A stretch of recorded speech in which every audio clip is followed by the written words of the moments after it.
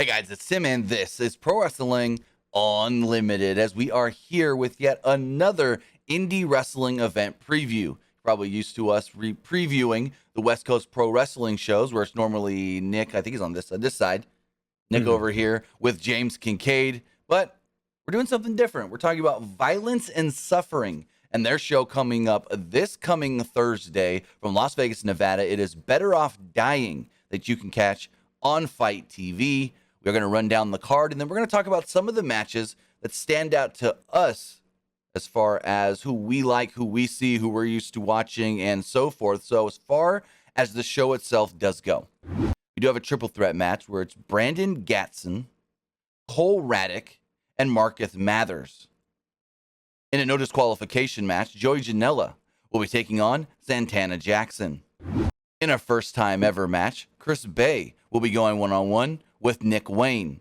I think that's a match that a lot of people on the West Coast have really been wanting to see for a while. We also got in a submission match, indie legend Jimmy Jacobs against Kevin Blackwood. In a match where I've never really heard of this style before, but it's Lucha Extrema. A Lucha Extrema match. It's Drew Parker versus Arez. And what they're calling a dream match, we got Jordan Oliver against Jack Evans. And finally, in what they're calling a Worlds Collide, Psycho Clown against Jimmy Lloyd. So with that, these 7 matches will be taking place on the show this weekend. And Nick, what stands out to you? There's a couple matches that stand out for me. And just to say, this whole entire card, I'm super excited to kick back Thursday night, relax, and watch this pay-per-view. But one that caught my eye was that Lucha Extrema match with Drew Parker and Arez. Drew Parker is the current BJW deathmatch heavyweight champion. I didn't want to say heavyweight. It's deathmatch heavyweight champion. I love that they put that in front of it. So we know going into this, so this man likes his violence. And Arez, who I've gotten to see wrestle down at West Coast Pro, is so fucking fun to watch. This match is going to be a violent match, and I'm very excited to see a lot more from Drew Parker. I'm very excited to be more familiar with his wrestling. Right, and you know, I've seen a couple Drew Parker matches, and then again, it's a Lucha Extrema match, so I'm not totally up on what that means, but one would assume it is a Lucha match that is deathmatch style, extreme, crazy. And I highly suggest. Go for it. I highly suggest if you guys haven't seen a lot of Drew Parker matches to get familiar with him and check out his stuff down at BJW. It's fucking nutty, dude. It's a lot of fun to watch. The dude is a entertainer at his finest, and I love it to death. This match is going to be one to want to watch. The other match that really caught my eye is one of my favorite independent professional wrestlers right now in Kevin Blackwood and Jimmy Jacobs. This match is going to be a lot of fun. I think Kevin Blackwood is one of the top independent professional wrestlers right now. Every time I go and see him, whether I'm seeing him live at West Coast Pro, whether I'm seeing him on IWTV or Fight TV for any promotion that he's representing, he's always putting on constantly, consistently good matches, and I love it to death. And he's going to be taking on Jimmy Jacobs here in a submission match, which, good Lord, this is just going to be, in the other sense of how the Lucha Extrema match is going to be violence with hardcore and all these like violent things, you're going to see violence in the form of kicks, strikes, and submissions from guys like Blackwood and Jacobs. And that is the kind of professional wrestling that makes me, oh God, like tense up when I see someone get kicked or take those strikes. This submission match, oh God, I'm foaming at the mouth just to get this match started. And for me, it's like, I've seen a lot of Kevin Blackwood over the last, 6 to 12 months, over the last year. And Jimmy Jacobs, we all know Jimmy Jacobs from his time in Ring of Honor back in the day and all those different things he's done in Impact recently over the last couple of years. But when I think of both of these men, I don't think submission match. That's my thing. It's like, I don't think submission match with these guys, but with Kevin Blackwood, with Kevin Blackwood specifically, I do think great technical wrestling in the ring. He's always super solid with all of his moves.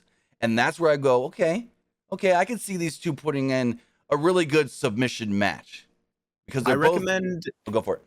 I recommend checking out Kevin Blackwood's series with Davey Richards. I could see that. I recommend checking that out, and I'm just going to leave that there. I think this match is going to introduce a lot of people into how good Kevin Blackwood truly is. And speaking about introducing people to how good someone is, the 16-year-old AEW signee, Nick fucking Wayne, for the first time ever taking on Chris Bay. Good Lord, do not blink, because if you do, you may miss all of this match. They are going to be going at 1,000 miles an hour. These two guys, I love watching Nick Wayne wrestle. Nick Wayne baffles my mind, because when I was 16 and I was sitting in my third period English class and I was like dreaming up spots that I'd be doing instead of doing work, that dude's doing it. It's so fucking awesome to watch someone so young be so talented and captivate every crowd that he works against. And Chris Bay, good Lord, I could go on for hours about how much I could just sit back, put my feet up, and watch Chris Bay absolute tear it up down at Impact Wrestling. I absolutely love it. This first time ever match. Oh my goodness. I'm so excited. Tim, for you, what's your kind of take here on Nick Wayne? Oh, I think I've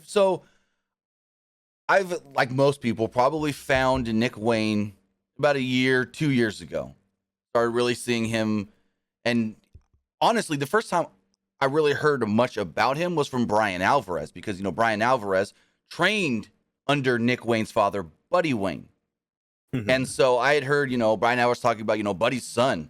He's taken to this better than I've seen anybody this young, and this and that. And I'm like, okay, well, maybe you're a little biased because you're so close to the family. Then I start seeing Nick Wayne matches, and I go, oh no, this might be the best 16-year-old wrestler we've ever seen. And I'm even saying that when I've seen Jeff Hardy wrestle at the age of 16.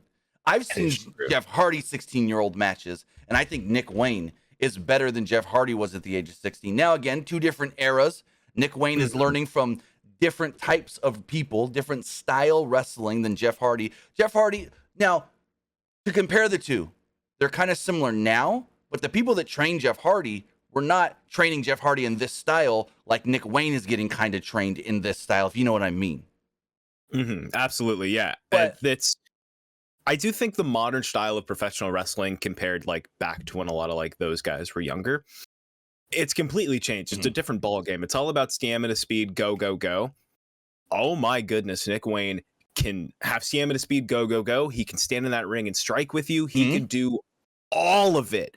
It's crazy to think how versatile he is as a professional wrestler, and to see him at such a young age taking on all of these names. Like, you just have to think that in a couple years' time, by the time he, starts fulfilling that AEW contract, showing up on TV, where's he gonna be by then? Yeah. How good is he gonna be? This is going to be a match where I hope a lot of people who may not know Nick Wayne go, I'm gonna keep an eye on this kid. Let me follow him on Twitter, give his old socials a follow, and keep an eye on him. But like I said earlier, both are West Coast guys, and so this is not only just a first-time ever match, but I think a dream match for West Coast wrestling fans, because we've seen a lot of Chris Bay. We've seen a lot of Nick Wayne, never seen them together, and I've heard a lot of people go, these two would be perfect in the ring against one another.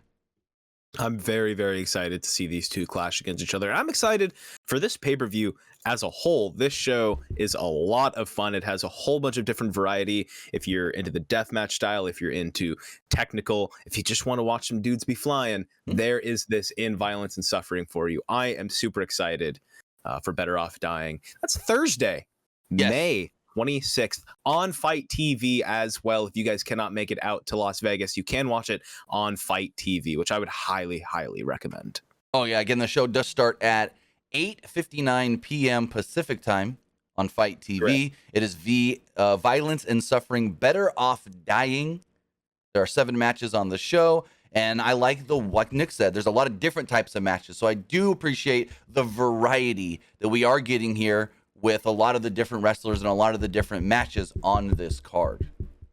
Absolutely. I'm super pumped for this, and I want to know what you guys are thinking. What match are you looking forward to? Is there anybody here on this card that you are a massive fan of? Let us know down in the comments below, or let Violence and Suffering know, because they deserve all the love for putting together such a bonkers looking card. This is going to be a fun night of professional wrestling, and I cannot wait for all of you guys to experience it. I want to say thank you guys so much. I appreciate you guys endlessly. My name has been Nick. My social media thing's right here. Just follow me. Just do it. Be friendly. Be cool. Tim, you got socials or something? Yeah, it's right here as well. Everyone knows. They see me often here at Timmy Buddy.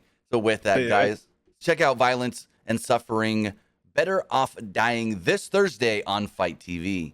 Have a great one, guys. See you guys. show for wrestling to all your friends.